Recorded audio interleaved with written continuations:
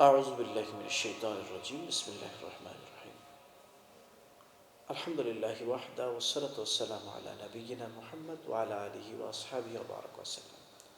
সম্মানিত দর্শক শ্রোতা মণ্ডলী, দেশে প্রবাসে যে যেখান থেকে দেখছেন আমাদের জীবন ঘনিষ্ঠ রমজান কারিমের গুরুত্বপূর্ণ এই শো, আপনাদের সবাইকে জানাচ্ছি আন্তরিক মোবারকবাদ।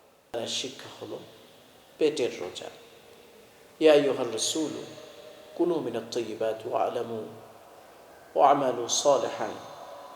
আল্লাহ রাব্বুল আলামিন কোরআনে কারিমে সূরাতুল মুমিনুনের 51 নম্বর আয়াতে আল্লাহ বলছেন, হে আল্লাহ রাসূল, আপনি খান, ভালো খাবার গ্রহণ করুন, মিনাত তাইয়্যিবাত ওয়া'মালু সালিহান, এবং ভালো খাবার খেয়ে আপনি নেক কাজ করুন।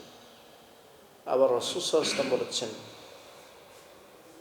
হাদিস শরীফের মধ্যে রাসূল সাল্লাল্লাহু আলাইহি ওয়াসাল্লাম বলেছেন, তলাবু কাসবুল হালাল ফরিদাতুন বাদাল ফরিদা। এই পৃথিবীর সবথেকে শ্রেষ্ঠ ফরজ হলো হালাল উপার্জন করা, হালাল খাওয়া, সকল ফরজের সবথেকে বড় ফরজ। এই জন্য আমরা আমাদের পেটে হালাল খাবার গ্রহণ করি। আল্লাহ রাব্বুল আলামিন কোরআনে কারিমে সূরাতুল বাকারার 275 নম্বর আয়াতে বলছেন, তোমরা যদি যে খাবারটা তোমরা খাবে, আহাল্লাল্লাহুল বাইআ ওয়া হাররামার রিবা, সে খাবার ভক্ষণের জন্য তোমরা কিছু পথ পন্থা অবলম্বন করো। মানুষের জন্য বাইআ করা হয়েছে হালাল, আর রিবা সুদকে করা হয়েছে হারাম।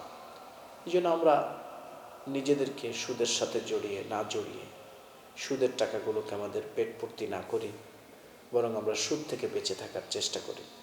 আল্লাহ রাব্বুল আলামিন এই যে সুদের ব্যাপারে বলেছেন, সুদ অত্যন্ত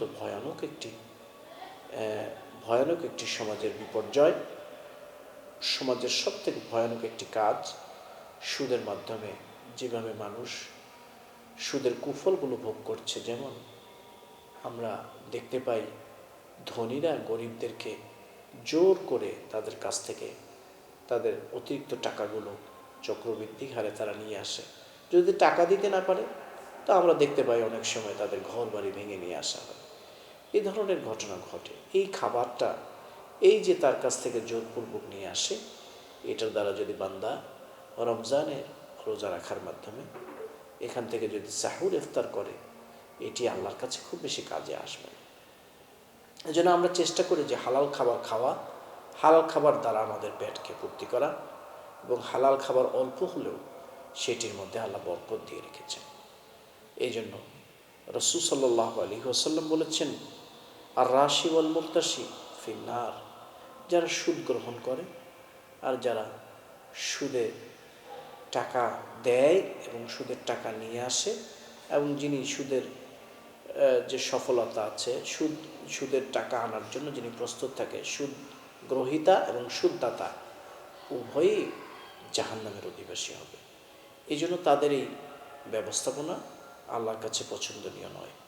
তাই আমরা সুদ থেকে বেঁচে থাকি এবং পেট পূর্তি করি আমরা হালাল খাবার দ্বারা রমজানের রোজাগুলো রাখি।